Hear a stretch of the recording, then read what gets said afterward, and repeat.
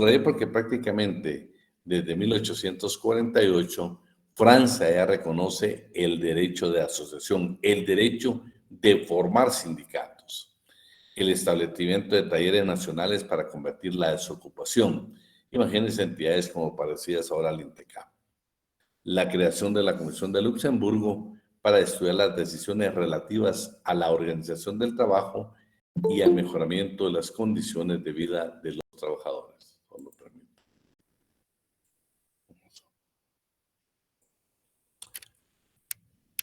También se dice la abolición de la negociación en regateo y su transformación en un delito correccional. La imposición de una jornada de trabajo de 11 horas. Imagínense, ya estaba establecido que eran 11 horas de trabajo en lo que es la capital, París, y luego 12 horas precisamente en las provincias. La creación de agencias oficiales de colocación, y ustedes saben que actualmente en Guatemala y la Organización Internacional del Trabajo pues las prohibió, pero por ejemplo la revolución de 1848 en Francia permitió precisamente estos logros. Ya si estamos hablando de que la jornada de trabajo la tenían entre 11 horas y 12 horas, ya se imagina lo que estaba pasando. Sería entre 16 y 18 horas, que es imposible que un trabajador pueda rendir. Ahora, las asociaciones de patrono, pues aquí solo vamos a encontrar estas.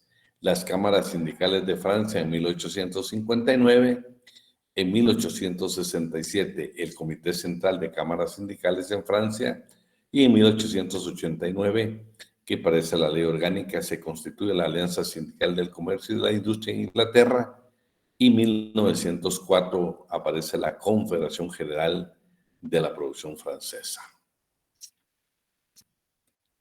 Vamos a ver un poco ahora lo que es el sindicalismo.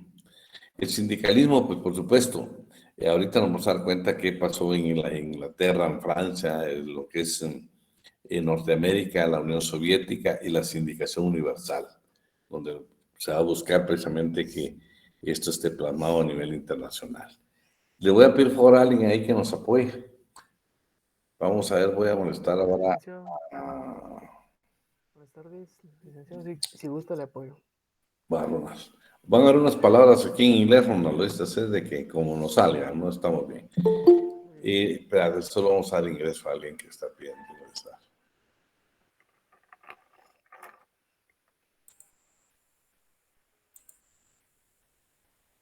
Bueno, léete estos 4 párrafos.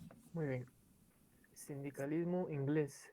Mediante las Trade Union Act de 1871 y 1876, los sindicatos ingleses obtienen un amplio reconocimiento jurídico y la capacidad para celebrar contratos colectivos y administrar su propio patrimonio. El movimiento unificador de la acción sindical en el campo político conduce, en 1906, a la fusión del Interdependent Labour Party por el Labour Representation Committee para formar el Labour Party, que ya en 1910 contaba con 40 diputados en el Parlamento. Si se dan cuenta, pues aquí lo que sucedió fue una fusión de sindicatos. Ya se permitía desde esa época la fusión de sindicatos. Y miren que es interesante que en 1910, ya en la Cámara, en el Parlamento británico, perdón, ya se contaba precisamente con 40 diputados que representaban precisamente a los trabajadores. O sea, ¿se recuerdan cuando vimos la historia, aquellas famosas cartas al Parlamento tuvieron su función? Y precisamente aquí está el resultado que en 1910 ya la clase trabajadora contaba con 40 diputados en el Parlamento británico. Continuamos, Ronald. En la Primera Guerra Mundial se asignaron a las Trade Unions nuevas funciones dentro de la gestión del interés nacional. Se les dio participación en el Gabinete de Guerra, que era el órgano ejecutivo dentro del ministerio encargado de atender la cuestión bélica, y se integraron en forma paritaria con los empresarios, comisiones y mixtas industriales. Comisiones mixtas industriales. En 1927... Espérate. Dan cuenta aquí Fue tanta el poder que adquirieron en Inglaterra los sindicatos que precisamente en la Primera Guerra Mundial los tomaron en cuenta, imagínense, dentro del gabinete, el gabinete de guerra. Y ellos también eran parte precisamente para tomar decisiones en cuanto a lo que estaba sucediendo en la Primera Guerra Mundial. Continuamos. En 1927, poco después de la huelga general realizada en 1926, se promulgó la Trade Disputes and Unions Act, que reguló el ejercicio de la huelga y la intervención judicial en los casos de represalias sindicales contra las personas no afiliadas a las huelgas o a los paros declarados ilícitos. Esta ley prohibió también la exigencia del pago de cuotas destinadas a subvencionar las actividades políticas del sindicato. Lo que estábamos indicándoles, también el hecho de que hayan trabajadores, o sea, representantes de los trabajadores en el Parlamento británico, significaba de que se pagaba una cuota precisamente para destinar a las actividades políticas del sindicato. Ustedes saben que hoy por hoy que los sindicatos tienen prohibición para participar en política, por lo menos en Guatemala, porque si vamos, por ejemplo, al caso de Brasil con el movimiento que tiene, por ejemplo, el expresidente Lula da Silva, que ustedes saben que ahí son precisamente los obreros metalúrgicos los que forman el partido y logran llegar inclusive hasta la presidencia. En Guatemala sí hay prohibición, lo vamos a ver por supuesto en su oportunidad, de que los sindicatos participen en políticas o en actividades políticas. Vámonos de una vez a esto donde dice la necesidad. Ronald. Licenciado, ¿dónde me dijo? Lo que está en pantalla dice la necesidad de integrar. Okay. La necesidad de integrar una nueva política de relaciones industriales ante el complejo conflicto de las clases y el detrimento del proceso económico determinó la formación de una legislación sindical unitaria que dotará de cuerpo y sistema a los dispersos estatutos existentes. Así surge la Ley de 5 de agosto de 1971 sobre relaciones industriales, también conocida como la Ley Sindical Inglesa, derivada del Industrial Relations Bill de octubre de 1970, el que a su vez tiene su base en el documento programático económico-social del Partido Conservador de 1968, publicado en el título The Fair Deal at Work. Bueno, estamos hablando de que al final, pues, Inglaterra terminó unificando la legislación sindical y hacerla precisamente unitaria. Ahora vamos a, eso pasó en Inglaterra, en el Parlamento británico concretamente. Veamos ahora el sindicalismo francés, que ya hemos visto que el francés también tuvo mucho, pero mucho auge. Bueno, cuando ustedes leen la historia en la parte laboral, precisamente de Francia, van a encontrar ustedes, por ejemplo, el movimiento que se dio en la famosa Comuna de París. También se dio mucha represión en el inicio del proceso de la industrialización. Y veamos ahora, pues, algunos aspectos generales que se dieron ahí. ¿Quién más nos ayuda? Alguien que un poquito de inglés ahí, por favor. Flori. Sindicalismo francés. Buenas tardes, licenciado. Buenas tardes. Sindicalismo francés. La ley del 21 de marzo de 1884 reconoció la existencia de los sindicatos y les concedió el derecho de constituirse libremente como organismos de defensa profesional, si bien con el carácter de simples agrupaciones privadas. La ley del 21 de marzo de 1884, obra del ministro Waldeck Rousseau, tiene una gran importancia para el desarrollo del sindicato en Francia. Sus principios básicos fueron los siguientes: A. La abrogación de la ley de Chapelier. B. La abrogación de los artículos 414 y 416 del Código Penal, que prohibía a trabajadores establecer limitaciones a libre actividad económica. C. La inaplicabilidad de los artículos 291 y 294 del Código Penal y de la Ley de 10 de abril de 1834 que limpiaban los derechos de las asociaciones religiosas, literarias o políticas. D. La libre constitución de sindicatos sin previa autorización oficial, salvo la obligación de registrar los estatutos y la lista de los dirigentes. Solo tenerte un poquito ahí. Vean, fíjense que estamos hablando de 1884. Claro, Guatemala, en el caso de Guatemala, pues ustedes saben que fue a nivel de la Revolución del 44. Y si ustedes ven muchas de estas normas, ahorita que estamos hablando del inciso D, de la libre constitución de sindicatos, ustedes se dan cuenta que precisamente está regulado esto, claro, de una manera diferente en la legislación nuestra. Continuamos, por favor. Inciso E, la capacidad del sindicato para adquirir bienes inmuebles. F, el reconocimiento de los sindicatos para confederarse. Y G, la personalidad jurídica de las asociaciones profesionales para comparecer a juicio y celebrar negociaciones colectivas. En 1887 surgieron las primeras bolsas de trabajo agremiando a los trabajadores de una determinada circunspección territorial con el propósito de impartirles educación obrera y cultural, de brindarles asesoramiento y un servicio de colocación que resolviera el problema de la migración interna. Solo detenete. Espérate, detenete Flori. Vean, estamos hablando de las bolsas de trabajo. ¿Se recuerdan que aquí inclusive ya cuando hablábamos nosotros de la Dirección General de Trabajo, Previsión Social y Empleo, ya cuando hablamos del empleo en Guatemala y las diferentes dependencias del Ministerio de Trabajo, hablamos de las bolsas de empleo. Si ustedes ven, claro, esta tenía otra finalidad, porque esta tenía precisamente impartirles una educación obrera y cultural, pero también tendría brindarles asesoramiento y un servicio de colocación. ¿A qué quiero llegar yo? Que entonces la bolsa de trabajo que habla precisamente en los informes del Ministerio de Trabajo y Previsión Social sí tienen antecedente histórico y precisamente que se dio en Francia ya se hablaba de las bolsas de trabajo. Continuamos.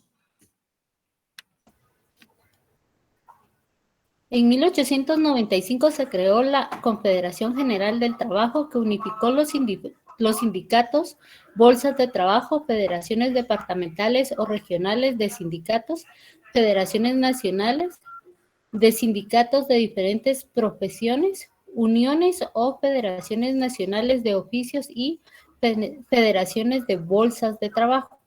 La ley sobre asociaciones profesionales del 21 de marzo de 1884 es revisada y enriquecida con mejor técnica y contenido mediante la ley de 12 de marzo de 1990. En 1936, poco después de los acuerdos de Matignon y de la legislación del Frente Popular, se reconoció la actividad sindical a nivel general sin llegar a regularizarse todavía su intervención en la gestión de las empresas. La Constitución de 1946 consagró el principio de libertad sindical, que en el sistema de derecho positivo se regula en dos sentidos: frente al patrón, como facultad de afiliarse a un sindicato, y frente al sindicato mismo como libertad de no adherirse. Con la ley de... Aunque no lo vamos a ver el día de hoy, pero de la siguiente clase que tengamos ya después de esos exámenes, vamos a ver precisamente estas circunstancias, que con los sindicatos en doctrina, y vamos a ver cómo lo regula Guatemala, la libertad, por ejemplo, sindical. La libertad sindical de que usted tiene el derecho de afiliarse o no a un sindicato. Pero hay países donde usted, si quiere trabajar en una empresa, obligadamente tiene que afiliarse al sindicato. También vamos a encontrar, por ejemplo, Guatemala no es obligatorio. Por eso ustedes ven que hay trabajadores que nunca están sindicalizados a pesar de haber sindicato en la empresa. Pero todo eso va a ser interesante. La clase de la libertad sindical, que es la siguiente clase, esa va a ser importantísima porque vamos a conocer entonces cómo se ve en Canadá, en Estados Unidos, en Guatemala y algunos países de América Latina. Continuamos. Con la ley de 11 de febrero de 1950 sobre las convenciones colectivas de trabajo, se constriñe el empresario a respetar el derecho sindical mediante la ley del 27 de abril. Espérate, terminemos eso.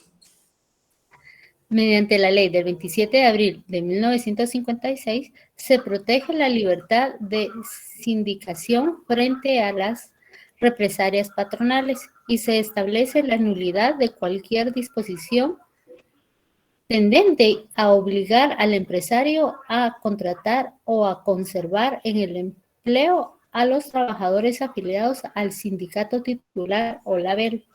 Durante esta época...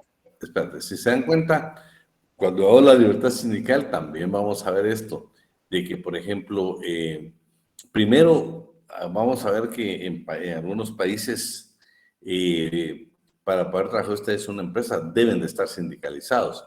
De hecho, cuando muchas empresas firman los contratos colectivos, por ejemplo, los firman con el sindicato.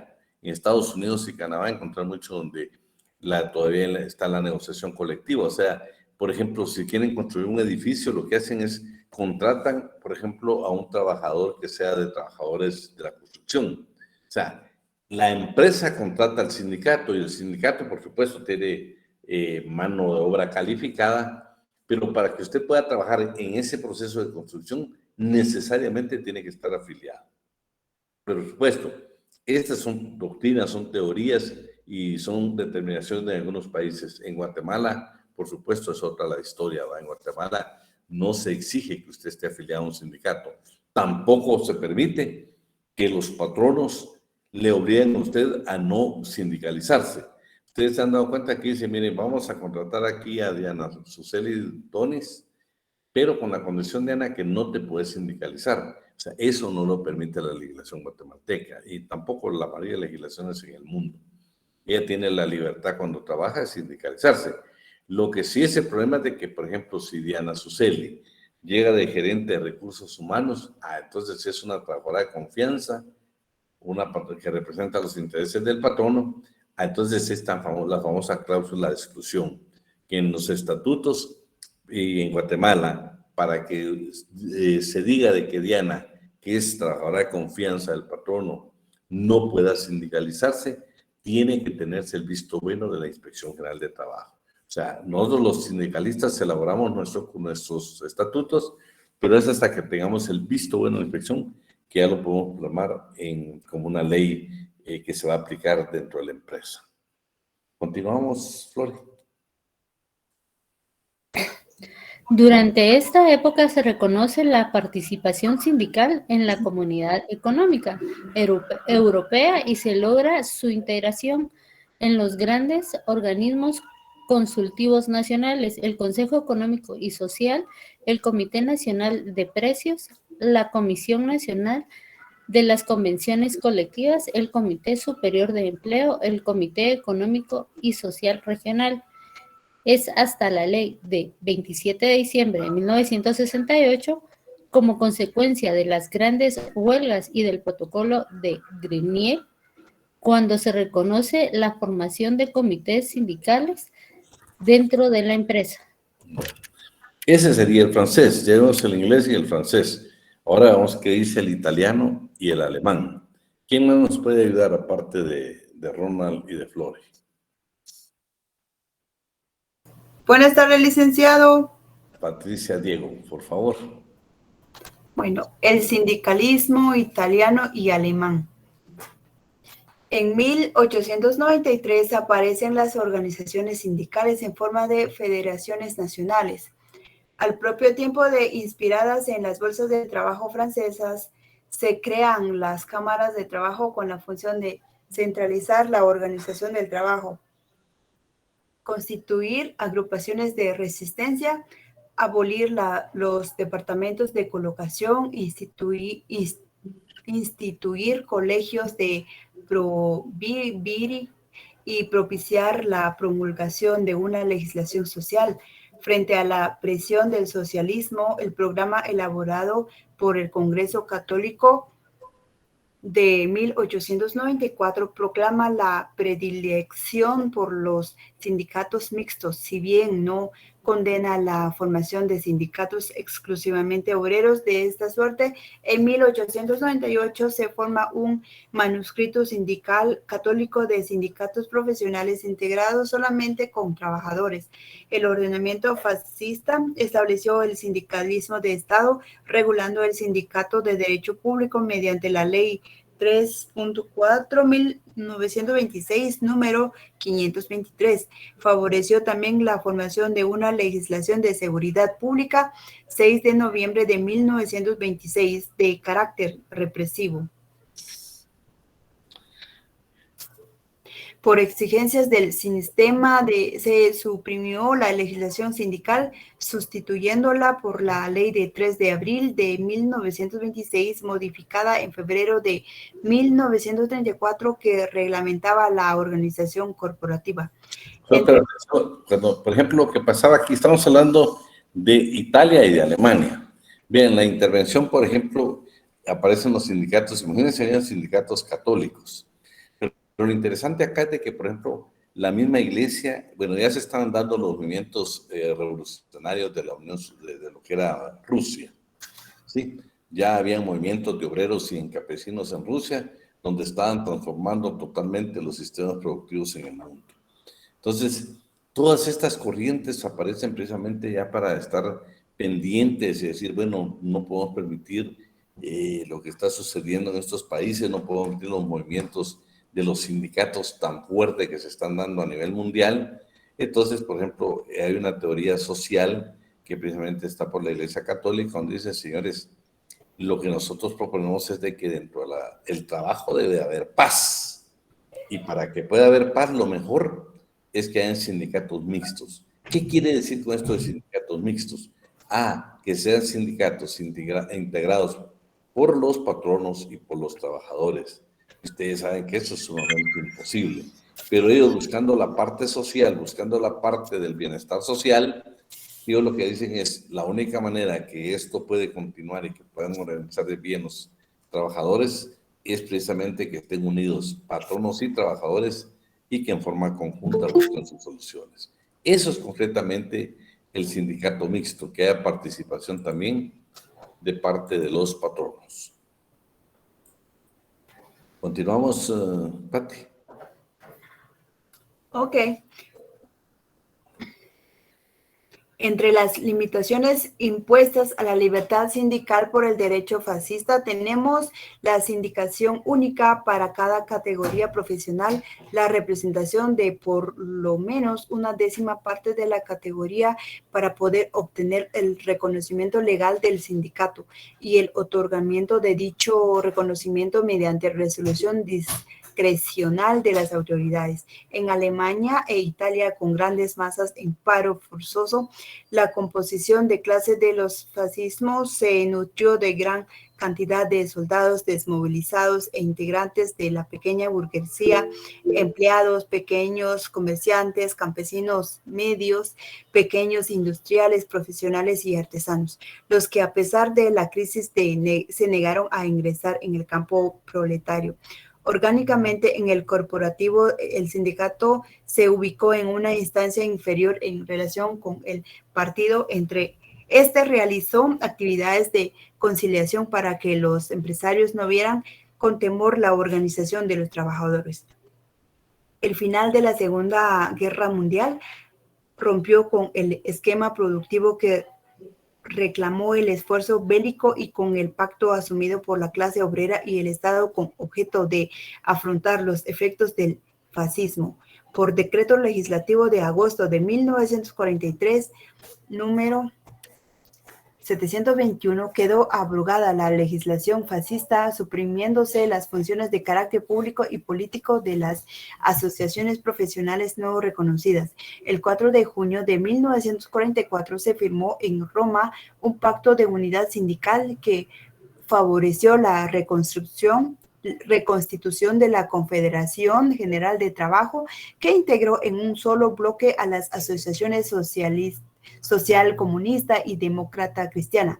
Sin embargo, la unidad habría que de resolverse durante los años 1948 y 1949, creándose profundas divisiones que vendrían a superarse hasta 1975, en que se retornó al pacto unitario.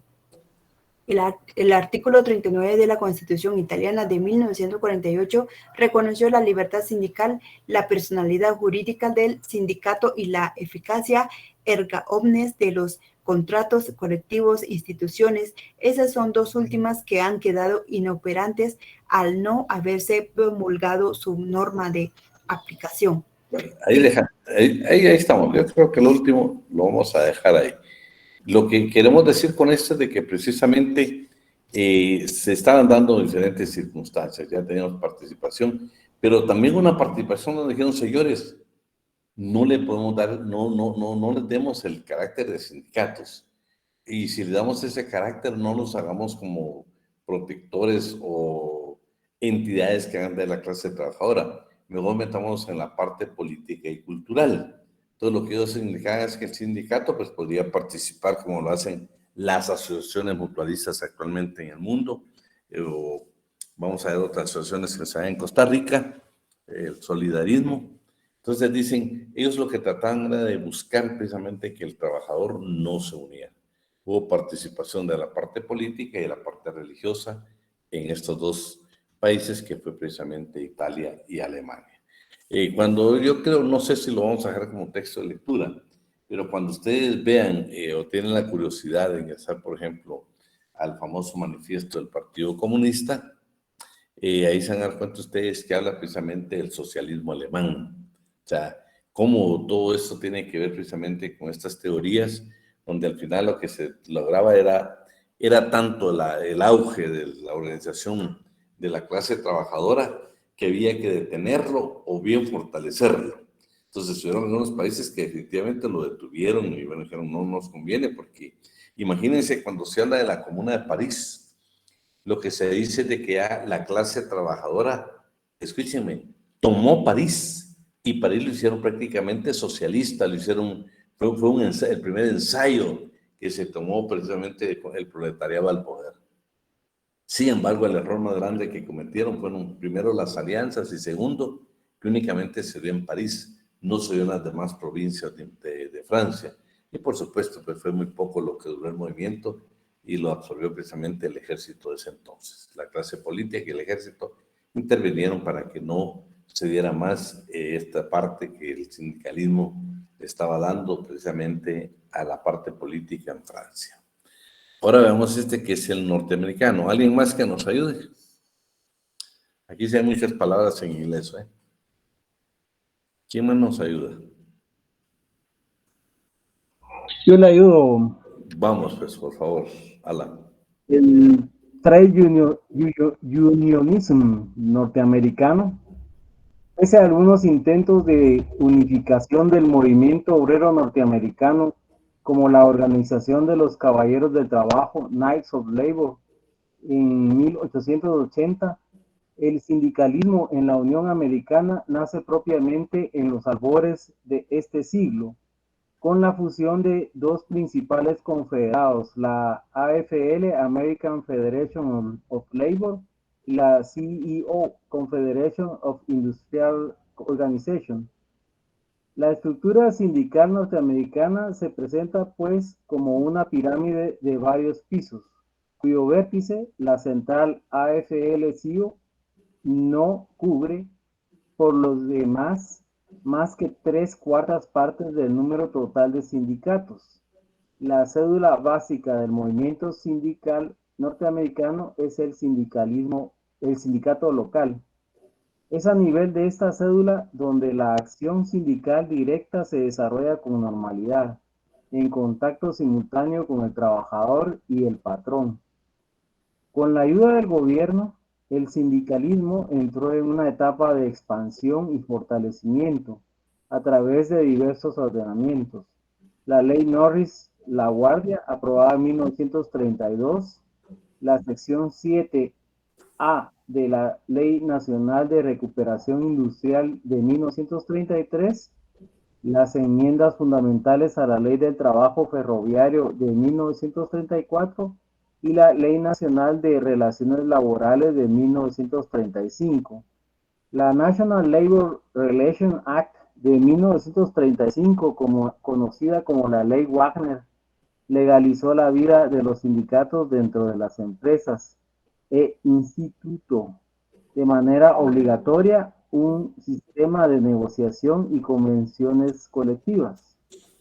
Esta ley rescató los sindicatos de la categoría de clubes privados en que la había ubicado la Suprema Corte en los casos Adair versus United States y Copage versus Kansas.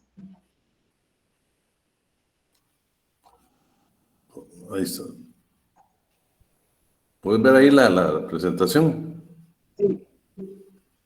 Con la ayuda del gobierno, el sindicalismo entró en una etapa de expansión y fortalecimiento a través de diversos ordenamientos. La ley Norris La Guardia aprobada, no, perdón, eso ya lo había leído.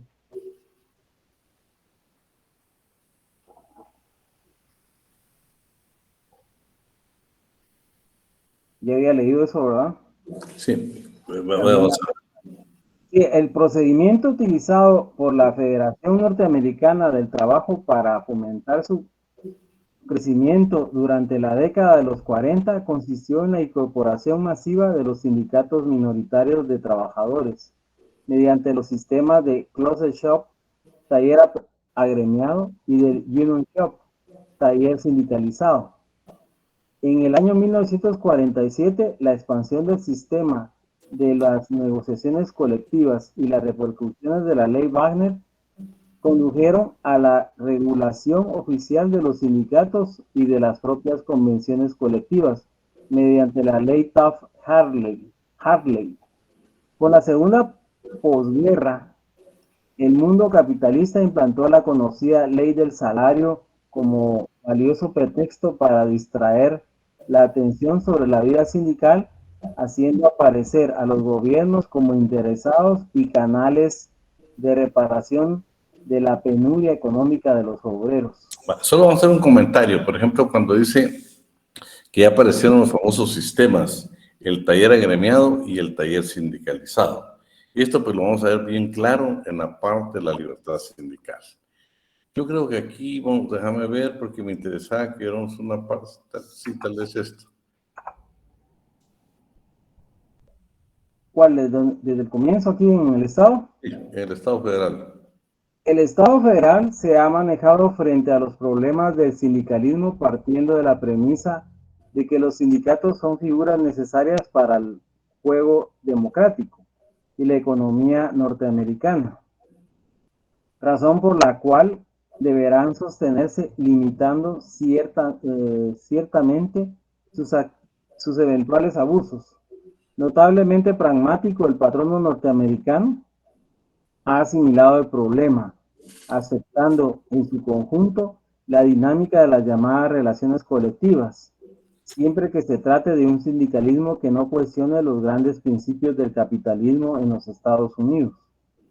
El 14 de septiembre de 1959 entraron en vigor la mayoría de las disposiciones de la Ley de Informes y Declaraciones Obrero-Patronales, que legitima la intervención directa del gobierno federal tanto en la organización interna como en los asuntos de las agrupaciones sindicales.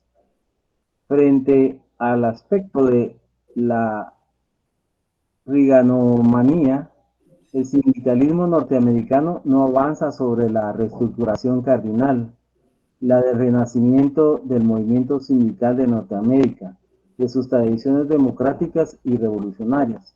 Está hablando aquí, vamos a ver, está hablando esto de tiempo de Reagan. Bueno, vamos a ver.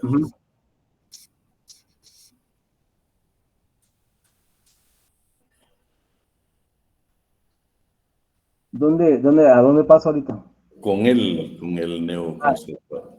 Con el neoconservadurismo, sin embargo, la ideología se ha transformado en partido, llevando al poder mediante Reagan y su partido republicano tesis tan absurdas como aquella que sustenta que la que caracteriza al mundo actual es el conflicto de civilizaciones entre Occidente y el comunismo, entre el oeste y el oeste, entre los Estados Unidos y la Unión Soviética.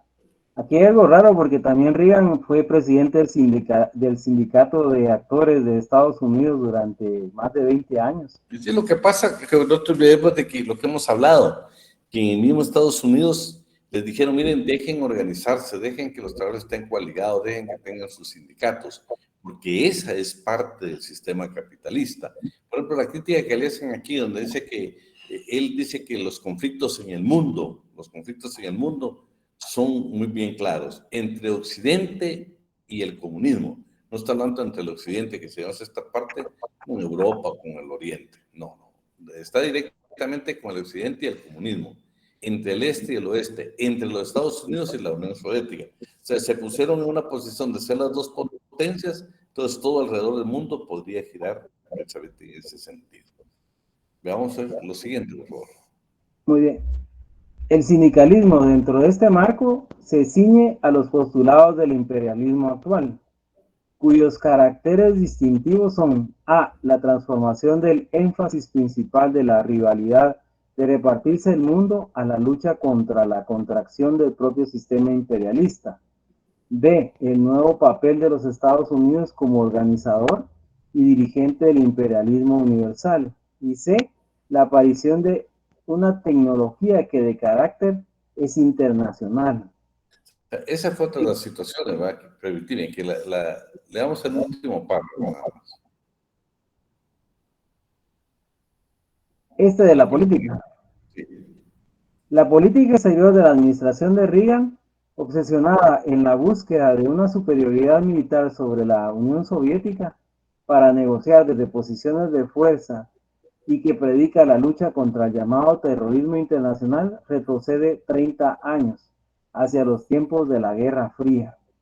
Bueno, ese es lo norteamericano. El sindicalismo soviético. En 1906 se promulgó en Rusia una ley que reconocía la... Bueno, en 1906 se promulgó en Rusia una ley que... Sí, dale. Por el tiempo, permíteme, Alan, permíteme. Tal vez esto con el sindicalismo soviético, para que quisiera tomar unos minutos ahí para lo del repaso. En 1906 se promulgó en Rusia una ley que reconocía las grandes limitaciones de la acción profesional desde las modificaciones, bueno, ahí está claro, todos estos son documentos que les voy a dar. El sindicalismo soviético se puede analizar en 3 etapas. La primera etapa, 1917-1921, considerada como la reacción de la teoría sindicalista revolucionaria y que ya estaba contenida en el artículo 26 de la Constitución soviética que consolida la libertad de asociación profesional. La segunda fase de la nueva política económica comprendida entre el 21 y el 28. Sí, exactamente, Marvin, la revolución de 1917. Lo que es que todos los movimientos aparecen antes, ¿verdad? Y aquí estamos precisamente en esa revolución, en estas fases que estamos viendo. Y se caracteriza por la sujeción de las organizaciones profesionales a las convenciones colectivas de trabajo. Esta nueva etapa aporta la formación de una auténtica legislación sindical. Y la tercera fase que inicia en 1928, con la asimilación de los sindicatos por el Estado y la adopción del sistema de planes quinquenales, la Constitución de 1936 confirmó la naturaleza paraestatal de las asociaciones sindicales, reconociendo ese carácter de organizaciones públicas, confiriéndoles el derecho a voto. Para algún sector de la doctrina, el arribo del proletariado al poder en el Estado dentro de la Unión Soviética ha acarreado en realidad el asentamiento de una burocracia gubernamental que controla la vida política y por ende el canal de la economía. En ese sentido diverso, se afirma que tras haber derrotado el fascismo germano y el militarismo en el Japón, el socialismo soviético orientó a otros pueblos en la lucha por la libertad, propiciando que mediante la vinculación del pensamiento revolucionario y la práctica de la revolución, las ideas políticas del marxismo. David, búscatelo ahí, búscatelo, la palabra esta que vimos. Búscamela ahí y vas a ver qué significa. Bueno, porque estamos hablando de algunas ideas precisamente ya revolucionarias. Bueno, esta me vería aquí, mediante la vinculación del pensamiento revolucionario y la práctica de la revolución, las ideas políticas del marxismo como ciencia sean fuerza decisiva en el progreso mundial. Pero por supuesto, también tiene su crítica, ¿sí? Veamos qué dice ahí según algunos autores. ¿Quién nos ayuda? Aparte de Alan, ¿quién más nos puede ayudar? ¿Lo ayudo yo, licenciado? Por favor. Perfecto. Según algunos autores, los sindicatos soviéticos son una organización social de masas, sin partido, que agrupa sobre la base de la voluntariedad a los obreros y empleados de todas las profesiones sin distinciones de raza, sexo, nacionalidad o religión. El derecho de los ciudadanos a agruparse en organizaciones sociales tiene rango constitucional y se garantiza de forma efectiva por todo el sistema de relaciones sociales existente en la Unión Soviética. Sobre la base de la libre afiliación, en los sindicatos de la Unión Soviética Militar, más del 90% de quienes trabajan en la economía nacional, aclaración hecha de que los derechos y deberes de los miembros obran en los estatutos respectivos de cada organización. Termina la otra parte. Muy bien. La misión total del sindicato en la Unión Soviética apunta al propósito de lograr la movilización masiva para levantar las bases técnico-materiales del comunismo, de robustecer el poderío económico y defensivo del Estado soviético, a la vez que incrementar el bienestar y la cultura de los trabajadores. A medida que se avanza por este camino, pasan en la esfera de los sindicatos nuevas y más elevadas funciones desempeñadas con antelación por el Estado. En esta virtud, se estima que el fortalecimiento de los sindicatos y la evaluación de su papel en la vida de la sociedad son condiciones muy importantes para la edificación de la nueva sociedad. Bueno, sin embargo, pues, por supuesto, ya la Unión Soviética ya no existe, ya desapareció. Y el sistema también de una u otra manera fracasó, para así decirlo en términos generales. Se recuerdan que ya hemos visto los grandes movimientos o las grandes huelgas que cambiaron la historia del mundo. Polonia era parte precisamente de la Unión Soviética y sin embargo, ahí mismo se estaban violentando derechos de la clase trabajadora. Es más, cuando dice que los trabajadores del astillero de Lenin comienzan a hacer su movimiento precisamente con su principal líder, era porque, ¿qué fue lo que ellos discutieron? Jornadas de trabajo y el alto costo de la vida. O sea, también, a pesar de que era un sistema totalmente socialista, se estaban dando las circunstancias al extremo que precisamente Polonia inicia ese movimiento, ¿cómo se llamaba, Marvin? El mismo Solidaridad con Lech Walesa o Waleska, algo así es. Lo importante de todo esto es solidarismo. Perdón. El solidarismo, ¿no? Sí, pero cada vez que aparece precisamente en Polonia. Entonces, lo extraordinario de todo esto es que estamos hablando que aparentemente era la clase trabajadora, o sea, en el poder. Entonces, aparentemente, pues todo el sistema socialista que se puede hablar. Pero lo interesante es que en este movimiento en Polonia, escuchen, por primera vez un país socialista, un país miembro de la Unión Soviética, tiene que aplicar principios de la Organización Internacional del Trabajo, donde les iba a permitir dos circunstancias especiales que las vamos a ver en su oportunidad. Entonces, lo que yo les quiero decir es que a partir de ahí inicia precisamente, como dice el principal líder de este movimiento, inicia la parte de la democratización de Polonia y Polonia, ustedes saben, pues que al final se separa de la Unión Soviética. Hoy, por cierto, ya no existe, ahora está Rusia, que lo que yo siempre les he dicho, no vamos a confundir ahorita, todavía en Guatemala no podemos estar discutiendo si somos de izquierda o derecha, por favor. Yo lo único que puedo ver ahora en el mundo es esto. Vino la pandemia y la Unión Soviética tenía una vacuna y Estados Unidos tenía una vacuna, China tenía una vacuna y otros países tenían una vacuna. Entonces nosotros, países como Guatemala, con lo maravilloso que es ser guatemalteco, pero con tantas limitaciones que pueden en el aspecto político y económico, nos tomaron únicamente de clientes. ¿A quién le comprábamos la vacuna? ¿Sí? Si la comprábamos a Estados Unidos, pues se molestaba a Rusia. Si se la comprábamos a Rusia, se molestaba a Estados Unidos. Entonces ya dejaron de ser ideológicas, por favor. Hoy las potencias lo que son capitalistas tratando precisamente de vender sus productos a países como los nuestros. Aquí ya no estamos hablando ustedes, por favor, toda esa época, lo que exactamente me hablaba de la Guerra Fría, la criminalización de los sindicatos, todo eso desapareció. Ahora la historia es otra en el mundo, es otra la historia en el mundo. Yo les digo, todos los sistemas, por supuesto, tienen sus dificultades. La Unión Soviética, precisamente con la revolución de lo que pareció en Rusia, esa es la verdad, Marga. Existe un nuevo orden. Ya no podemos hablar. Y fíjate que, sin embargo, todavía pues estamos enfrascados aquí en Guatemala de derecha, de izquierda, y pues no, yo lo que veo ahorita es de que ¿a quién no le puede llamar de izquierda? Imagínate, multipartidismo. Sí, el problema es que el no superarlo no nos permite desarrollarlos. Yo cuando ustedes lean el material completo que yo les voy a enviar, no crean, todo lo de la Unión Soviética tiene críticas bien severas, como lo tiene Estados Unidos. Porque Estados Unidos al fin dijo, nosotros somos capitalistas y Rusia es comunista. Entonces los problemas, los conflictos en el mundo es entre nosotros dos.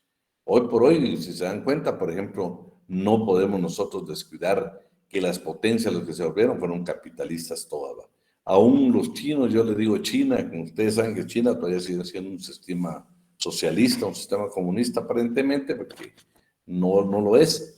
Sigue siendo precisamente, son potencias que ahora lo que nosotros somos como ¿qué? Países consumidores.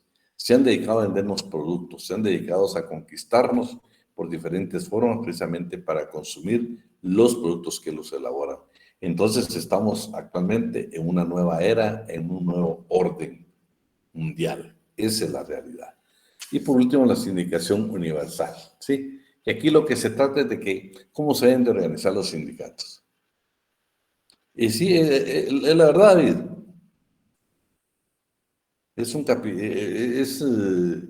imagínate, ¿qué te puedo decir yo ahora?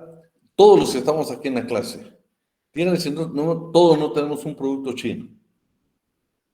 En la casa, en el vestido, en nuestros computadores, en cualquiera tenemos un producto chino.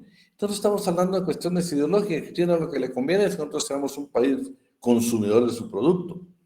Ahora ustedes ven la guerra, por ejemplo, entre las marcas de tecnología, por ejemplo. Hay una ahí que le están atacando fuertemente porque no les conviene.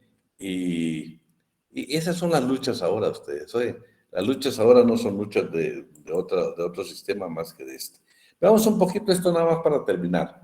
¿Quién nos apoya ahí con la sindicación universal?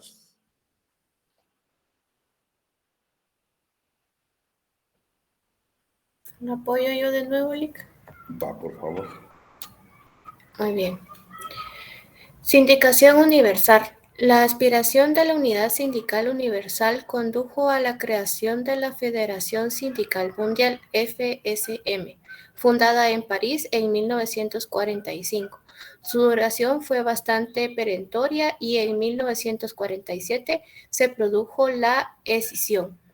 Al producir la ruptura, el asociacionismo obrero quedó dividido en tres vertientes. 1.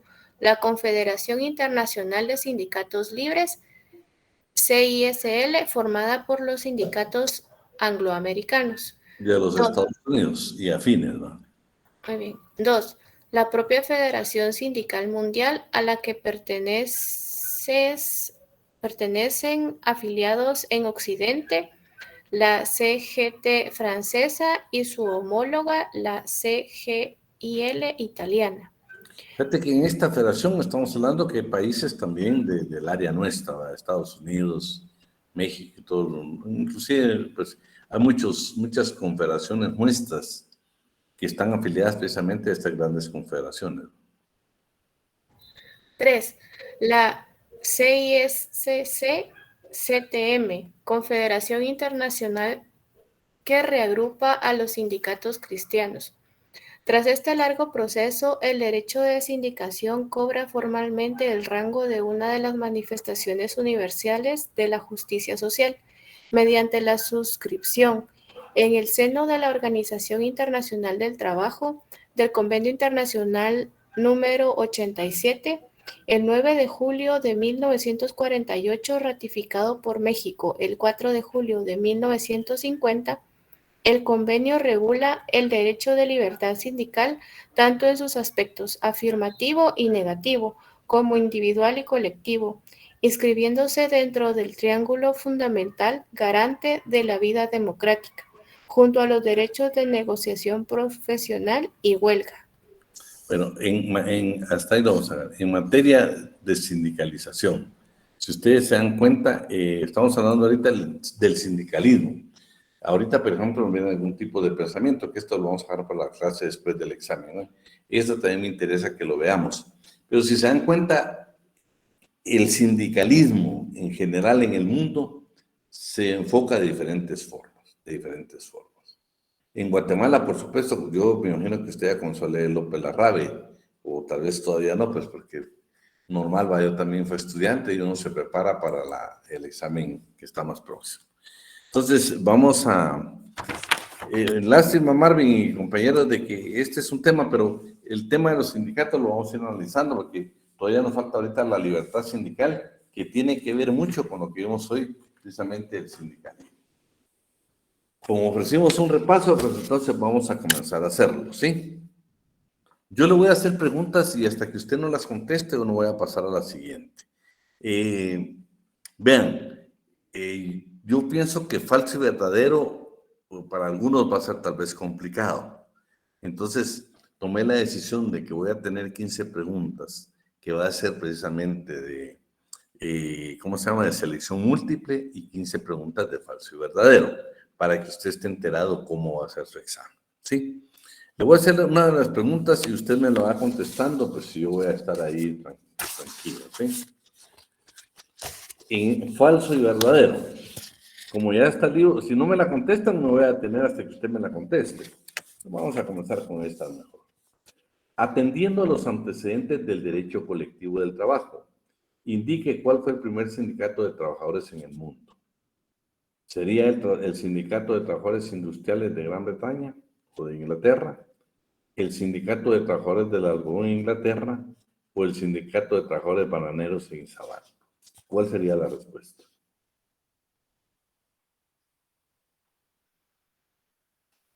Opción A, licenciado. La opción A es trabajadores industriales.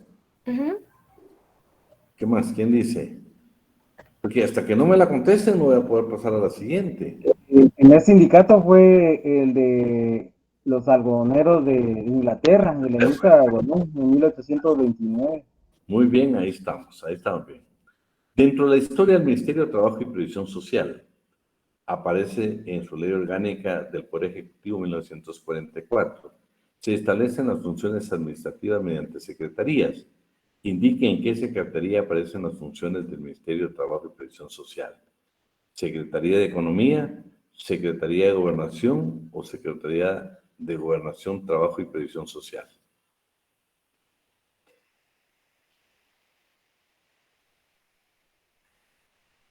Licenciado, Dime. ¿sería la Secretaría de Gobernación, Trabajo y Previsión Social? Va, ahí estamos. Dentro de las funciones del Ministerio de Trabajo y Previsión Social se encuentra la Oficina Nacional de la Mujer. Indique qué funciones tiene. Funciones administrativas, funciones de apoyo técnico o funciones sustantivas.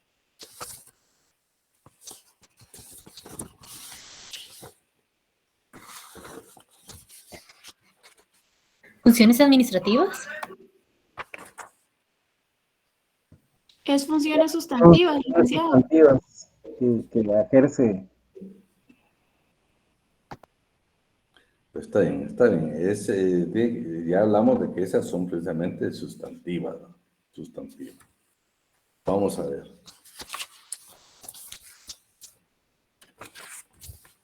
¿A qué dependencia del Ministerio de Trabajo y Previsión Social deben enviarse el aviso cuando estamos formando un sindicato de patronos en Guatemala?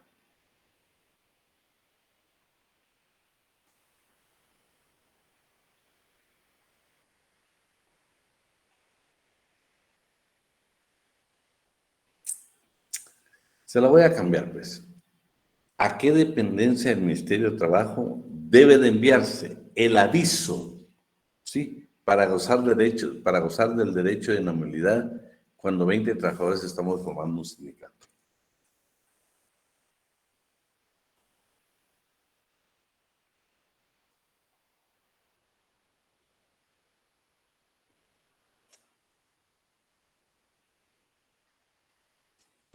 A la Inspección General de Trabajo, licenciado.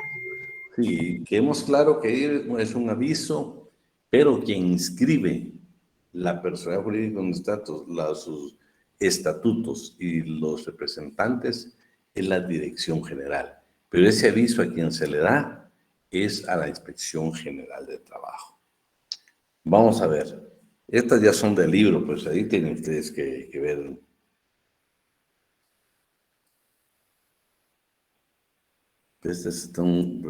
Como el libro lo van a tener ustedes ahí a la mano, espero que lo hayan leído, ¿sí? Vamos a ver esta, pues. En la tercera etapa del sindicalismo, estamos hablando de breve historia del sindicalismo en Guatemala, de Mario López Larrada. En la tercera etapa del sindicalismo son expropiadas en 1859 caballerías a la Compañía Agrícola de Guatemala, subsidiaria de la UCO, de la Unit Tree Company. Las mismas fueron obtenidas por obsequio por los gobiernos entreguistas anteriores. La United Fruit Company agota los recursos contra la expropiación y al no prosperarle ninguno invoca la protección del gobierno de Estados Unidos. ¿Falso o verdadero? Yo creo que ahí vamos a tener un poco de problema porque ustedes que la verdad, ¿ya leyeron el libro?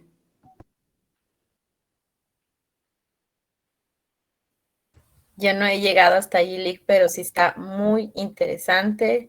Lo estoy leyendo así poco a poco y de verdad sí te abre los ojos a la historia del movimiento sindical en Guatemala. No he llegado hasta ahí, pero sí voy a llegar ya. No, está interesante, yo te digo, porque no sé si tiene por ahí el libro, Marvin. Aquí Sí, licenciado. lo tengo, licenciado. Ahí lo tenés, va. Miren, pues, yo quisiera que tuvieran el libro. Búsqueme donde se habla de la participación de estudiantes universitarios. Algunos pueden buscarlo de una manera más simple.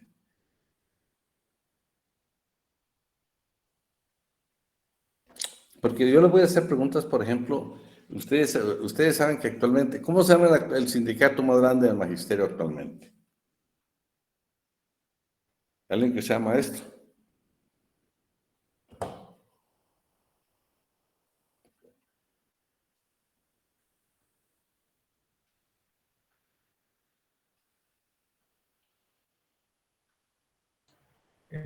Se llama el Sindicato de Trabajadores de la Educación de Guatemala. ¿Es ese, no? ¿O me equivoco? ¿Cómo se llama el dirigente? Es el Joviel Acevedo, ¿no?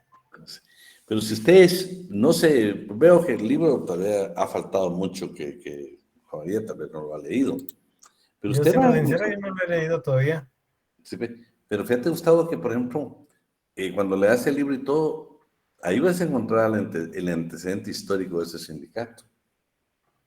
Sí, pero yo siento que así como ese sindicato ya de una vez se están aprovechando, hombre, o sea, no sé, yo tengo muchos parientes que son maestros y ganan muy bien y todavía quieren aún más.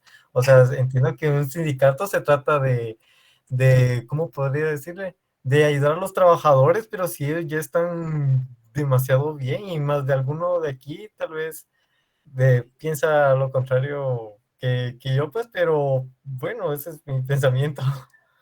Sí, no, y por supuesto lo vamos a respetar. Pero vamos a seguir con las preguntas, ¿eh? Me la ponen un poco complicada con el libro. Sí, me la ponen un poco complicada con el libro.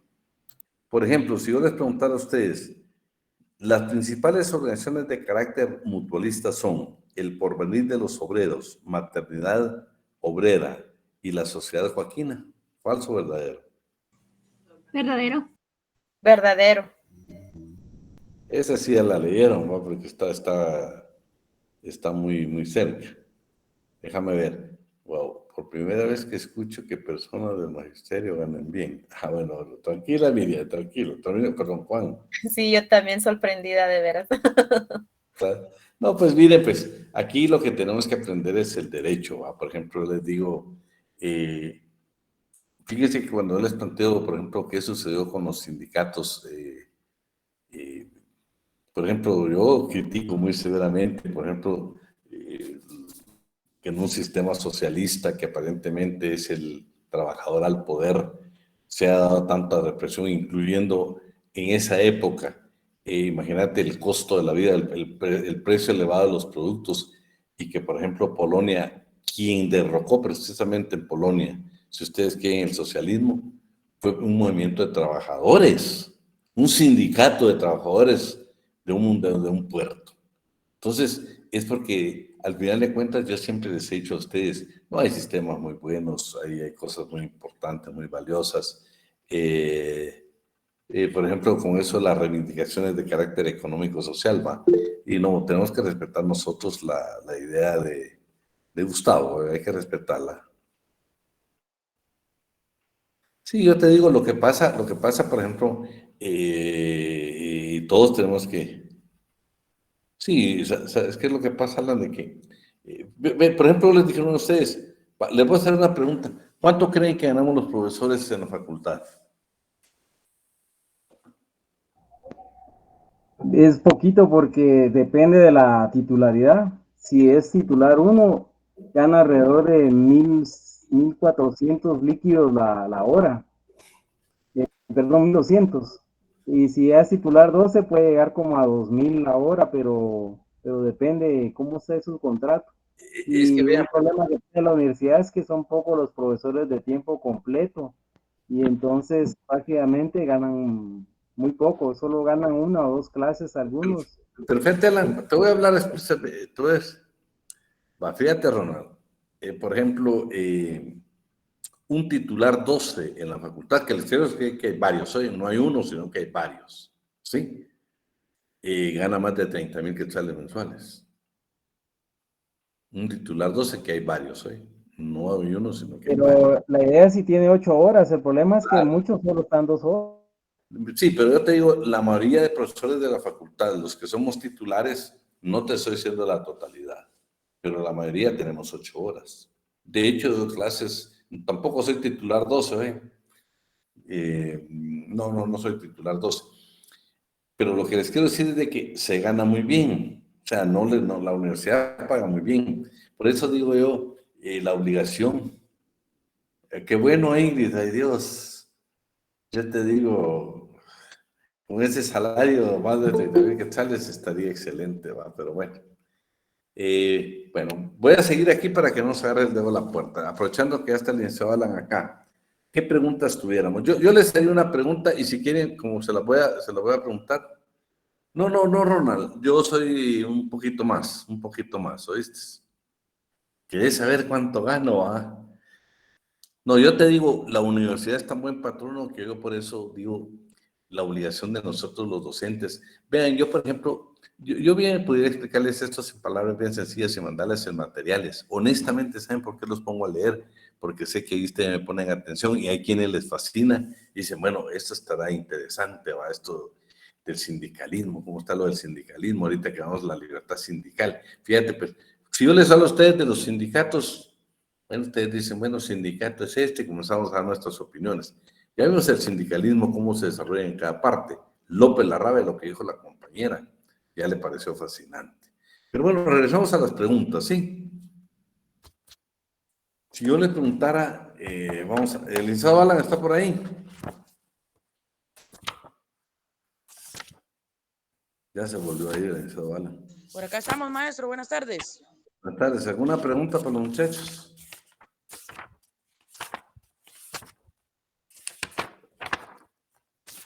Por acá estamos, maestro. Buenas tardes. Buenas tardes. ¿Alguna pregunta? Sí, sí, Ya sí. estamos en el repaso. Algunas personas me estuvieron, algunos estudiantes me estuvieron escribiendo ahí referente al procedimiento administrativo. Entonces, no sé si hay aquí algunos estuvieron escribiendo ahí, estuvieron repasando ese procedimiento. Algo que es importante aclarar acá, ¿verdad, maestro? Que existen dos fases del proceso, que no se debe de olvidar qué recurso, por ejemplo, qué recurso es el que se procede en la vía administrativa. ¿O cuál es el recurso que procedente en vía administrativa? ¿Qué dicen ustedes? Esa es una pregunta.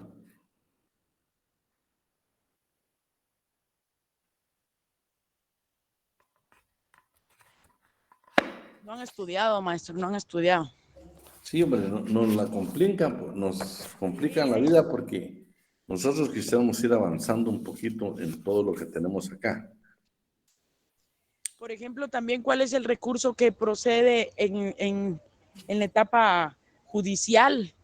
Que si no estamos de acuerdo con la sentencia que emite el juez de faltas, ¿quién es el competente? ¿Qué recurso procede en segunda instancia? Por ejemplo, ¿verdad? ¿Quién es el que conoce en segunda instancia el recurso que procede en contra de la sentencia? Podría ser otra interrogante. ¿Quién? Pero eso lo acabamos de ver, eso sí lo deben de saber, lo tienen fresco. ¿Quién impone la sanción en una falta de trabajo de previsión social? El inspector de trabajo. ¿Seguro, Alan?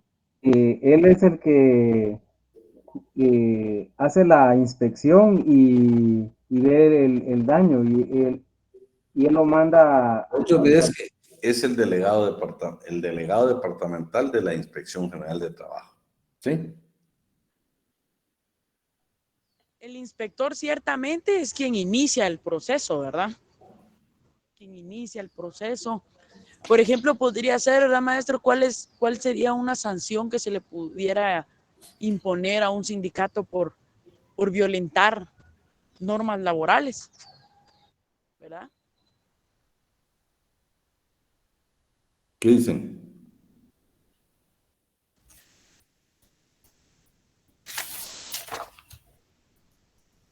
La tenemos complicada, jóvenes. Sí, está complicado, maestro. Yo pienso que es mejor avanzar, fíjese, porque no creo yo que...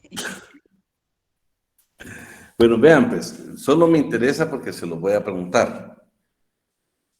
Última reforma del Código de Trabajo. ¿Qué fecha es hoy? 19 de agosto. 19 de agosto. ¿Cuál es la última reforma? Escúcheme.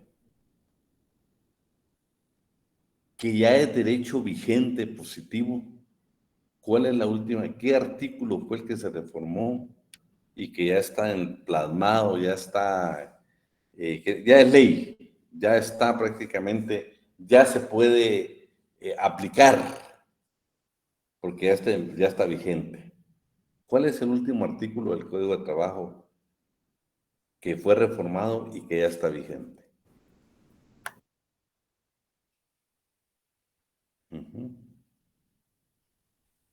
Muy bien. Vamos a ver, Flori. ¿El artículo 152? ¿Por qué, Flori? Ese es de los trabajadores mercantes.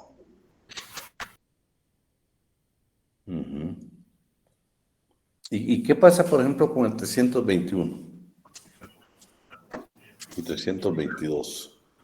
El decreto 13/2022.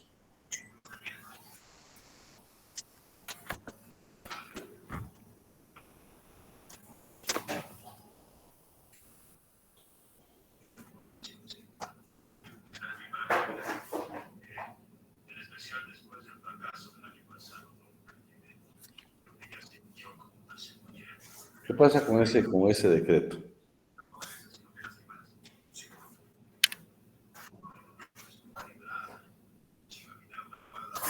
Ahorita José está dando la respuesta. Aún no se encuentra vigente. ¿Por qué? Porque dice que va a entrar en vigencia 180 días después de su publicación. Estamos hablando que entra en vigencia exactamente el 23 de agosto. ¿Qué día es el examen nuestro?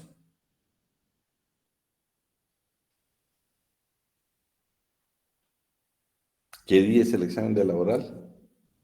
26. Entonces, ¿cuál sería la última reforma? Porque el examen va a ser el 26.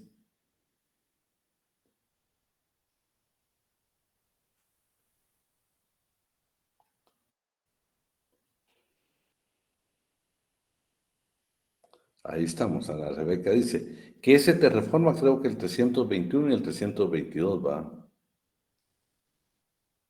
Yo lo que no quiero confundirlos, yo sé que ustedes, la mayoría han estado en clase, han estado ahí con nosotros. Le puedo hacer otras preguntas ahí para que las pudiéramos contestar, ¿sí?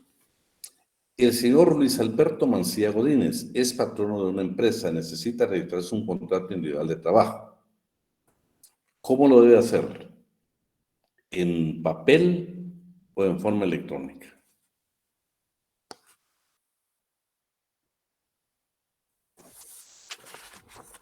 ¿En forma electrónica? Sí, acuérdate que ya quedamos de que definitivamente en papel no te lo van a recibir. Ya eso ya está, es precisamente cuando se crea ya el acuerdo ministerial de que la parte es electrónica, dice que no se va a recibir ningún contrato que sea en forma física o en papel, ¿sí? Como les voy a preguntar esta pregunta, quiero que alguien me lea el artículo 9 y el artículo 13 del Código de Trabajo.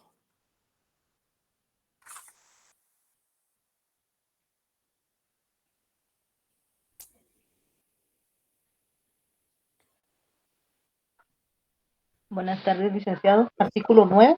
Sí, decide, por favor, Claudia. Se prohíbe el uso de idiomas extranjeros en las órdenes, instrucciones, avisos o disposiciones que se den a los trabajadores. Los cargos de quienes dirijan o vigilen en forma inmediata la ejecución de las labores deben de ser desempeñados por personas que hablen el idioma español.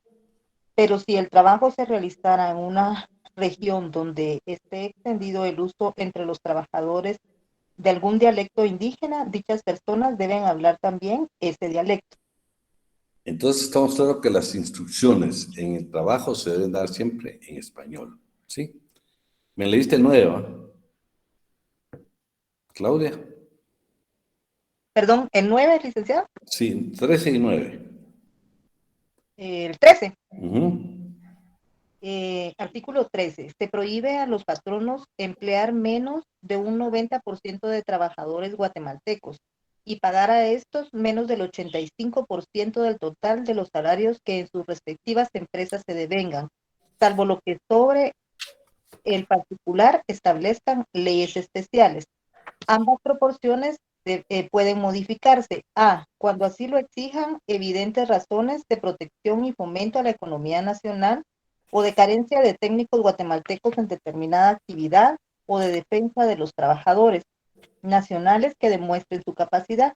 En todas estas circunstancias, el organismo ejecutivo, mediante acuerdo razonado emitido por conducto del Ministerio de Trabajo y Previsión Social, puede disminuir ambas proporciones hasta un 10% cada una y durante un lapso de 5 años para cada empresa o aumentarlas hasta eliminar la participación de los trabajadores extranjeros. Ahí estamos. El 9 y el 13, por favor, lo estudian para el examen. Otra pregunta.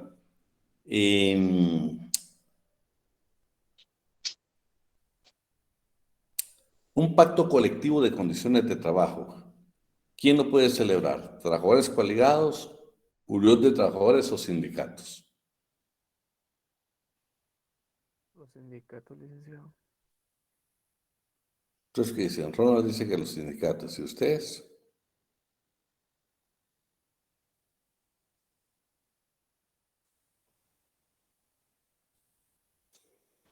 Yo digo que es correcto, Lick. Sí, es correcto. Es correcto. Que Vean, las coaliciones son grupos nada más de trabajadores sí, que no sí, están sindicalizados, ¿verdad? exacto, y es temporal. Vean, jóvenes, vamos a hacer algo ahí mejor. Yo sé que están más preocupados ahorita por el examen del día lunes y el día miércoles, ¿verdad? Que nos toca hasta el día viernes. ¿Cómo lo hiciéramos ustedes? Porque yo quisiera apoyarlos, hombre. Porque yo entiendo ahorita la posición de ustedes, es que ustedes están ahorita pendientes de lo del lunes y el día miércoles. Déjenme hablar con el señor Alan y a ver si de repente hacemos un repaso, pero tendría que ser el día jueves, ¿va? Antes del examen. El problema es de que como ustedes tienen examen, ese día tienen clase, ¿va? Sí, tenemos clase el jueves. Va, fíjate que lo que yo estoy pensando, Gabriela, es de que como ustedes tienen clase, entonces de repente vamos a aprovechar, híjole, lo que tampoco estoy seguro es, en una de las secciones creo que tenemos demasiados alumnos, hombre. Bueno, nosotros les escribimos y les decimos qué vamos a hacer con el liceo Alan. Pero lo que quiero que se queden tranquilos es de que, por ejemplo, si yo le preguntara qué edad es en Guatemala para trabajar, 14, 15 o 16 o 18. 15. 14. ¿Quién dijo 14? Alan, por Dios santo, ¿qué está pasando? Flori.